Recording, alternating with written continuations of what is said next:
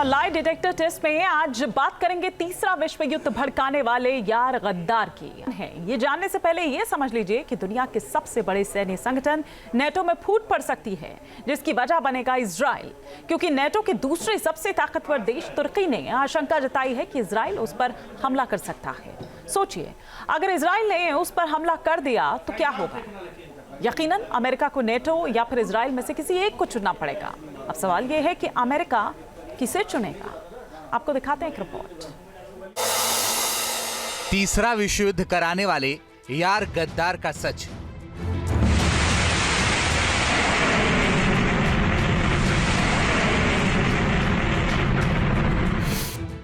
क्या किसी ने सोचा है कि नेटो में बगावत हो जाएगी? क्या किसी ने सोचा है कि नेटो का एक देश गद्दारी कर देगा? और क्या किसी ने यह सोचा कि नेटो का यह देश तीसरे विश्व युद्ध का सायरन बजा देगा?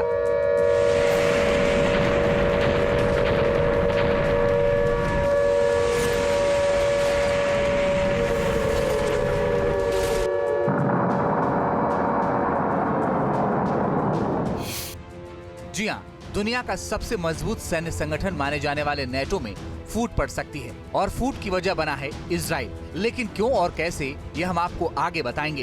पहले नेटो के उस यार गद्दार का नाम सुन लीजिए, जिसने 32 देशों के इस संगठन की नींव हिला दी है। इस देश का नाम है तुर्की। खुद को इस्लामिक मुल्कों के खलीफा की तरह पेश करने वाले तुर्की नेटो का बहुत बड़ा विलन बन गया है, और अगर इसे रोका नहीं गया तो ये तीसरे विश्व युद्ध की वजह भी बन सकता है, क्योंकि मिडिल ईस्ट में लड़े जा रहे युद्ध के बीच तुर्की के रक्षा मंत्री यासर गुलेर ने बड़ा उकसाने वाला बयान दिया है। एक इंटरव्यू के दौरान उन्होंने कहा कि इजराइल तुर्की पर हमला कर सकता है, जिससे तीसरा विश्व युद्ध छिड़ जाएगा। अब सवाल यह कि टर्किश डिफेंस मिनिस्टर ने ऐसा क्यों कहा? क्या वाकई तुर्की को इजराइल हमले का कोई इनपुट है? और सवाल ये भी है कि अगर तुर्की इजराइल के खिलाफ कोई एक्शन लेता है तो क्या नेटो में फूट पड़ जाएगी, क्योंकि नेटो का सबसे अहम सदस्य अमेरिका इजराइल के साथ है। तीसरे विश्व युद्ध का सायरन बजा रहे इन तमाम सवालों का जवाब दें, उससे पहले आपको यासर गुलेर का पूरा बयान सुनाते हैं। इजराइल एक आक्रामक देश है, वह हम पर हमला कर सकता है। हमारे राष्ट्रपति हमारे लोगों को चेतावनी दे रहे हैं, क्योंकि वे इस खतरे को देख रहे हैं। अगर राष्ट्रपति को इजराइल से कोई संभावित खतरा नहीं दिखता तो क्या वे ऐसी चिंता जताते? बेशक हम युद्ध नहीं चाहते हैं, लेकिन हमें हमेशा तैयार रहना चाहिए। दरअसल यासर गुलेर तुर्की के पहले नेता नहीं है जिन्होंने नेटो में फूट डालने वाला बयान दिया हो। इससे पहले तुर्की के राष्ट्रपति तैयब एर्दोगन भी इजराइल को बड़ा खतरा बताते हुए उसके साथ तमाम रिश्ते खत्म करने का ऐलान कर चुके थे। पिछले हफ्ते रियाद में हुई मुस्लिम देशों की मीटिंग में एर्दोगन ने इजराइल को सख्त संदेश देने की वकालत की थी। इसके ठीक बाद आया टर्किश रक्षा मंत्री का बयान, जो कि युद्ध भड़काने वाला बताया जा रहा है। जानकारों की माने तो टर्किश नेताओं की निगाहें भले ही इजराइल पर हों, मगर वो निशाना कहीं और लगाने की कोशिश कर रहे हैं। असल में इजराइल का नाम लेकर तुर्की अमेरिका पर दबाव बनाने की कोशिश कर रहा है, क्योंकि तुर्की बेशक नेटो का अहम सदस्य है, मगर अपनी महत्वाकांक्षा के चलते वो नेटो से अलग राग अलापता है। मसलन तुर्की खुद को मुसलमानों का मसीहा साबित करना चाहता है, इसके लिए वो इजराइल के खिलाफ बयान दे रहा है। दूसरी तरफ वो नेटो में भी बना रहना चाहता है, ताकि इसकी आड़ में वो अपना प्रभाव बढ़ाता रहे। टर्की इस तरह की बातें करता रहता है, नेटो की जो पॉलिसीज़ होती हैं उसके खिलाफ भी बोलता रहता है, और उसकी पॉलिसी होती है कि फिर बार्गेन करता है, अपनी बार्गेनिंग कैपेसिटी को बढ़ाने की कोशिश करता है। आपको बता दें कि 32 देशों वाले संगठन नेटो का 70% खर्चा अकेला अमेरिका उठाता है, जबकि तुर्की की इसमें भागीदारी 5% से भी कम है। मगर जब भी नेटो के सामने बड़े फैसले लेने का वक्त आता है तो तुर्की उसमें सबसे ज्यादा अड़ंगा लगाता है। पिछले 10 साल में कई ऐसे मामले सामने आ चुके हैं जब तुर्की अपनी महत्वाकांक्षा को पूरा करने के लिए सीधे अमेरिका से टकरा गया। साल 2019 में जब तुर्की को अमेरिका के F-35 फाइटर जेट या रूस के S-400 डिफेंस सिस्टम में से एक को चुनना था, तो तुर्की ने अमेरिका की अनदेखी करते हुए रूस के S-400 को चुना। इसके बाद साल 2023 में जब स्वीडन को नेटो में शामिल करने की बात सामने आई तो भी तुर्की ने उसमें अड़ंगा लगाया, जिसके बाद अमेरिका को तुर्की की शर्तें माननी पड़ी और इजराइल के मुद्दे पर भी तुर्की अमेरिका को आंखें दिखा रहा है, ये जानते हुए भी कि अगर इजराइल युद्ध लड़ रहा है तो इसके पीछे अमेरिका की ही रजामंदी है। आज कॉन्फ्लिक्ट ऑफ इंटरेस्ट टर्की और इजराइल के बीच में अब सब जानते हैं कि इजराइल एक तरह से अमेरिका के प्रॉक्सी की तरह काम करता है और यह हकीकत भी है कि इजराइल के तमाम जो भी मंसूबे हैं वो कहीं ना कहीं अमेरिका के मंसूबों को फुलफिल करते हैं। अब इस सिचुएशन में अगर नेटो के मेंबर टर्की का युद्ध इजराइल से हो जाता है तो अमेरिका जैसे देशों के लिए बहुत बड़ी विडंबना हो जाएगी कि वो किसका साथ दें। हकीकत यह है कि युद्ध न हो इसके लिए अभी से प्रयास शुरू हो चुके हैं और चाहे अमेरिका हो, चाहे ब्रिटेन हो, चाहे फ्रांस हो, ये सब बैक चैनल्स एक्टिवेट कर चुके हैं ताकि युद्ध को रोका जा सके और ये दोनों अहम मेंबर्स आपस में न टकरा जाएं। अब ऐसे में सवाल उठता है कि क्या इजराइल के कारण अमेरिका और तुर्की आपस में भिड़ जाएंगे? अमेरिका का बाइडेन प्रशासन हो या नवनिर्वाचित राष्ट्रपति डोनाल्ड ट्रंप, इजराइल को लेकर दोनों का स्टैंड लाउड एंड क्लियर है। इजराइल को किसी भी सूरत में अकेला नहीं छोड़ा जाएगा। तो क्या विरोध करने पर तुर्की को नेटो से निकाला जाएगा? इस पर डिटेल में बात आगे करेंगे, तुर्की की ताकत के बारे में भी बताएंगे। मगर पहले सबसे चौंकाने वाली बात सुनिए। दरअसल मुस्लिम देशों की जिस बैठक के बाद तुर्की ने बयान दिया है, वो बैठक मिडिल ईस्ट में ईरान का समर्थन करने के लिए बुलाई गई थी। अब ध्यान देने वाली बात यह है कि तुर्की खुद ईरान को पसंद नहीं करता है, ईरान को अपना कट्टर प्रतिद्वंदी भी मानता है। बावजूद इसके वो नेटो के खिलाफ जाकर ईरान का समर्थन करने को तैयार हो गया है।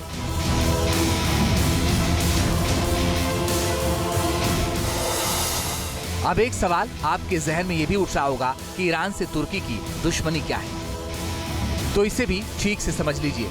असल में बात दुश्मनी की नहीं, बल्कि मिडिल ईस्ट में दबदबे की है। तुर्की ने दशकों से इस इलाके में अपना दबदबा बना रखा है। तुर्की खुद को मुस्लिम मुल्कों का रहनुमा मानता रहा है।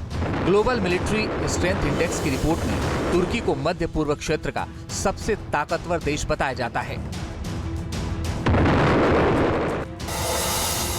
Global fire power military strength index 2023 के अनुसार तुर्की मध्य पूर्व और उत्तरी अफ्रीकी क्षेत्र का सबसे ताकतवर देश है। तुर्की के बाद मिस्र का नंबर आता है, तीसरे नंबर पर ईरान को रखा गया है, जबकि चौथे नंबर पर इजराइल है। हालांकि गाजा युद्ध के बाद ईरान जिस तरह हमास और हिजबुल्लाह के समर्थन में खुलकर सामने आया, उससे तुर्की का खलीफा वाला खिताब छिनता नजर आ रहा है। यही वजह है कि ईरान को नीचा दिखाने के लिए तुर्की नेटो से टकराने को भी तैयार नजर आ रहा है। अब सवाल ये कि तुर्की किस ताकत के दम पर उस इजराइल को धमका रहा है जिसकी सुरक्षा में अमेरिका ने अपने वॉरशिप तैनात कर रखे हैं। तो इसके लिए आपको तुर्की की कुछ डिटेल्स पता होनी चाहिए। मसलन सामरिक लिहाज से तुर्की नेटो का दूसरा सबसे बड़ा मजबूत सदस्य है। तुर्की की भौगोलिक स्थिति ऐसी है कि वो यूरोप और एशिया के बीच पड़ता है, यानी एक तरह से ये ईस्ट और वेस्ट के बीच पुल का काम करता है।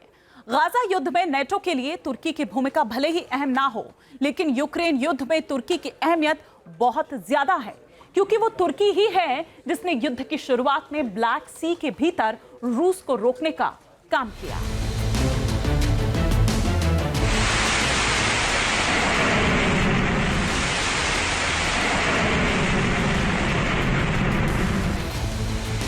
दरअसल 1936 के मॉन्ट्रो कन्वेंशन के तहत तुर्की को यह अधिकार मिलता है कि वो जंग के हालात में डार्डानेल्स और बोस्पोरस से गुजरने वाले युद्धपोतों की एंट्री पर रोक लगा सकता है।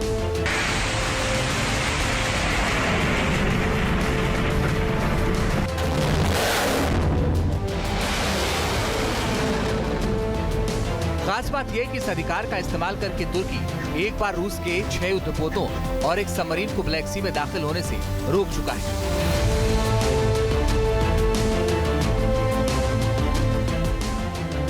यानी नेटो के लिए तुर्की की अहमियत बहुत ज्यादा है। इसके अलावा तुर्की को दुनिया की सबसे बड़ी ड्रोन पावर भी माना जाता है।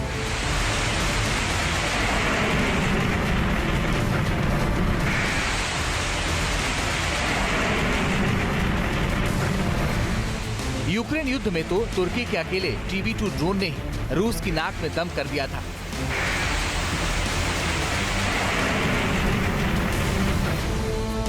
यूक्रेन ने तुर्की के TB2 ड्रोन से ऐसे घातक हमले किए थे कि पूर्वी यूक्रेन रशियन टैंकों की कब्रगाह बन गया था।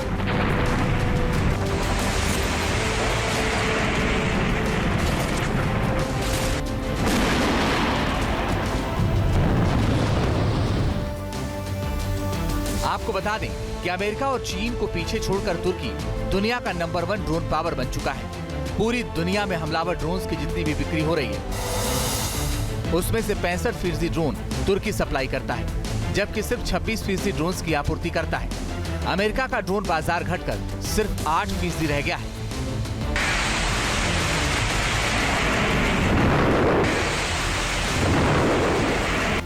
सेंटर फॉर न्यू अमेरिकी सिक्योरिटी यानी CNAS ने जो रिपोर्ट जारी की है उसके मुताबिक साल 1995 से 2023 के बीच तुर्की ने अपनी ड्रोन तकनीक और बिक्री में काफी बढ़ोतरी की है, जिसमें आत्मघाती ड्रोन भी शामिल है। इसके अलावा 55 मुस्लिम देशों को होने वाले हथियारों की ज्यादातर सप्लाई तुर्की ही करता है, जिससे तुर्की की अर्थव्यवस्था को काफी फायदा पहुंचता है।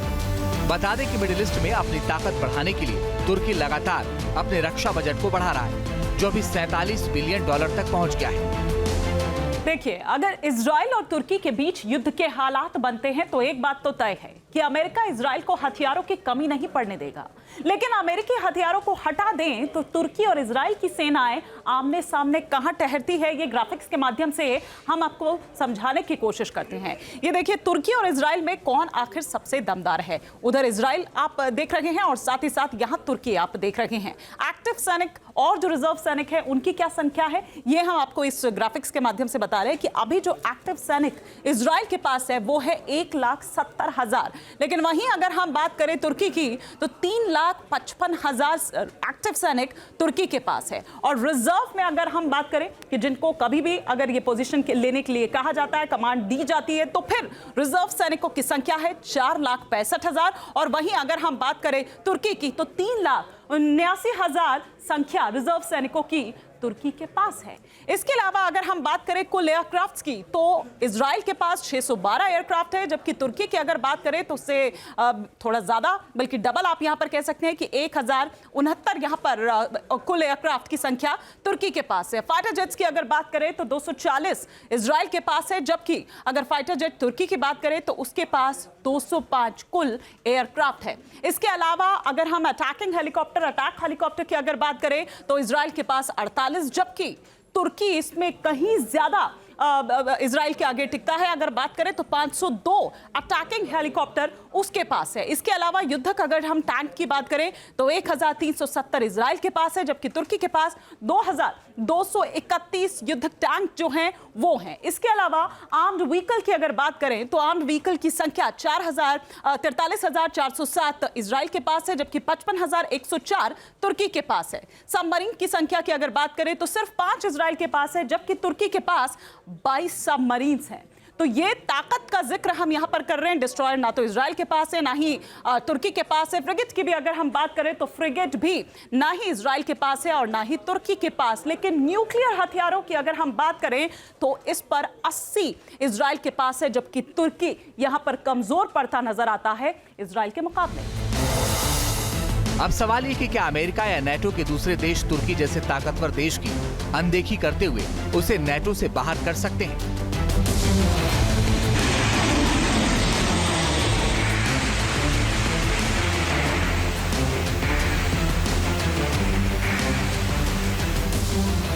जानकारों के मुताबिक नेटो में शामिल होने वाले नए सदस्यों को लेकर नियम कायदे तय हैं, मगर नेटो के किसी देश की सदस्यता कैसे खत्म की जाए इसे लेकर कोई भी साफ गाइडलाइंस नहीं।